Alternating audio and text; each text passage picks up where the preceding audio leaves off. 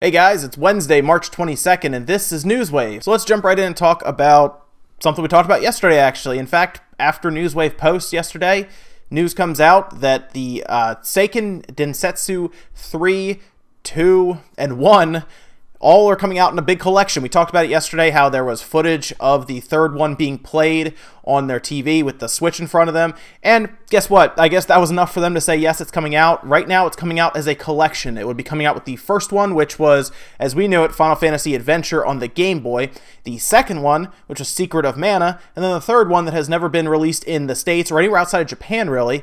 And it's going to come out as one collection for the Switch. I also didn't mention last time how this game would work perfectly with multiplayer because it does have multiplayer aspects where you can do co-op. Well, they're going to have it so you can play 3-player multiplayer on their co-op, which is insane. I figure you do 2 because you have the 2 Joy-Cons, tabletop mode, take the Joy-Cons off. It kind of turns into a Super Nintendo controller essentially, and you're good to go. They're going to have 3-player support, which in the third Densetsu, you could actually do 3 players with a 3-player mod for the Super Nintendo. So if you had it created for you through repro means, you could have a patch that would allow that. Normally it was just 2 players. Well, they're going to patch it so you can do 3 players. They're going to release it. Right now they have a tentative date, I think, of like the first week of June, somewhere in there. I keep hearing June 1st as the day. This is in Japan.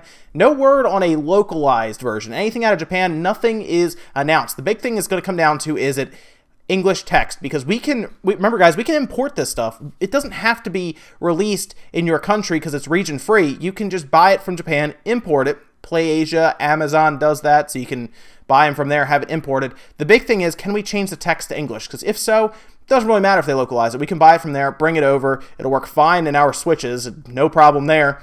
And they're going to have a couple extra modes. They're going to add quick save, which is great. There's like a music mode, so you can listen to all of the different songs and everything, which is great in like one big collection. And they're also going to have like screen options, so you can change like aspect ratios, maybe like that 4:3, maybe like the 16:9. However you want to do it. I really like this. Right now we're seeing somewhere in the neighborhood of 4,800 yen, which is somewhere between $40 and $45. I think it's like 43 to be exact for USD. That's not a terrible price. We have a box art, which you'll see here. Looks really cool. I love this box art. Actually, it looks really good.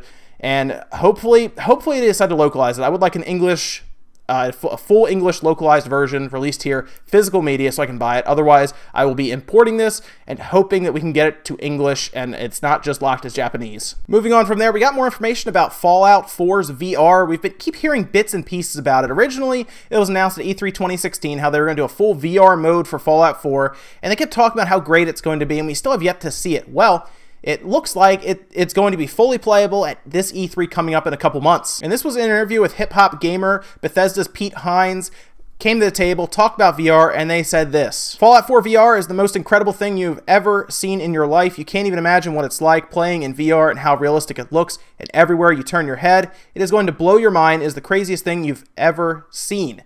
So that makes sense. I think Fallout 4 is a great idea for VR, considering it is a large-scale exploration-style game that doesn't move super fast. I mean, really, you're never like running around and stuff is happening super fast. It's more of a slower-paced game than others. I think it would work well for that immersion factor also, considering it's a large wasteland, you could talk to different people, and generally you're doing things like scavenging, building. It would probably work really well when you're in your like building mode where you're putting stuff up, so you can see it closer and really get a sense of depth and like where you are in accordance to the item.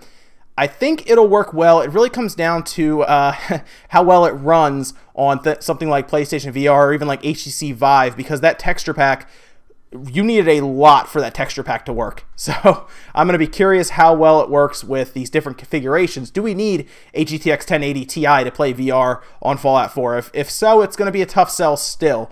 Or maybe it works well on PlayStation 4 VR and that'll just be a better sell for it. It's hard to say. We'll have to see. E3 2017, though, we will see it. Microsoft is going to continue with their controller lines. They keep releasing like special edition controllers. There was a Gears of War controller. There was like the Dawn Shadow controllers that had like that weird fade where you'd go from like pink or blue to like black and it would kind of fade down through there. Well, now they're releasing a bunch of controllers in something they're calling their Tech Series gamepads. So the first one they're releasing is called the Recon Tech Special Edition. It's inspired by military technology, performance patterns, things like that, and it's a cool looking controller, don't get me wrong. It's also going to support Bluetooth, which is cool because when the Xbox One S launched, they started a different line of controllers that added Bluetooth functionality, because before they were using their own like proprietary signal that would not be easy to connect to a computer. That's why I had to buy that little Wi-Fi dongle, which was kind of annoying considering Bluetooth was universal. Most computers came with it, or a quick $10 to $15 dongle would fix that for your computer, but you always had to buy that weird USB connector for the controllers. They added it now, so the newer ones you buy should have Bluetooth connectivity, which is great.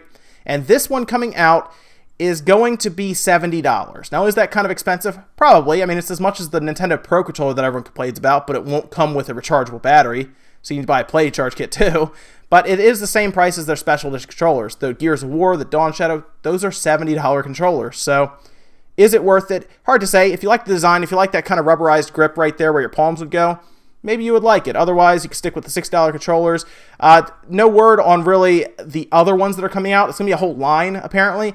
This one, though, is releasing April 25th worldwide at $70. If you're looking to pick it up, you may want to pre-order it. This next bit of news is pretty funny. It's from the retro world. So you keep hearing about Plumbers Don't Wear Ties. AVGN did a whole thing a while ago, a couple years ago, and it was always that game you would make fun of. And it was really only on its one system, the 3DO, never made its way out anywhere else. Well, a person on Reddit actually found a copy of Plumbers Don't Wear Ties on the PC. It was a CD-ROM. It's actually kind of rare. You don't really see it very often. And this person decided to then leak it online. So now you can go online. This is on YouTube even. You'll see the video behind me. I'll put a link down in the description for you guys so you can jump over to that video.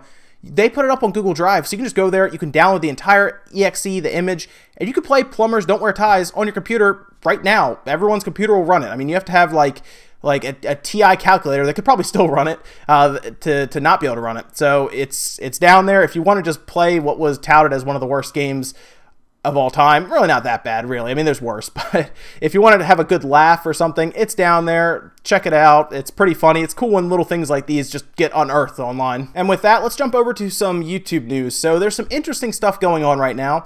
A lot of behind the scenes for YouTube, that is. A lot of content creators are realizing that their videos aren't showing up because there's now something called restricted mode, where it will block any channels or videos that they deem to be inappropriate for your age group. So if you have restricted mode on, you may be missing your favorite Let's Players or content creators in general. Maybe you like reactionists, or you just like watching goofy stuff on YouTube. Some of that stuff, if it has things like coarse language, inappropriate topics, they may be blocked for most people. And after all of this time of trying to figure out what's going on, there's a ton of content creators that are trying to figure it out.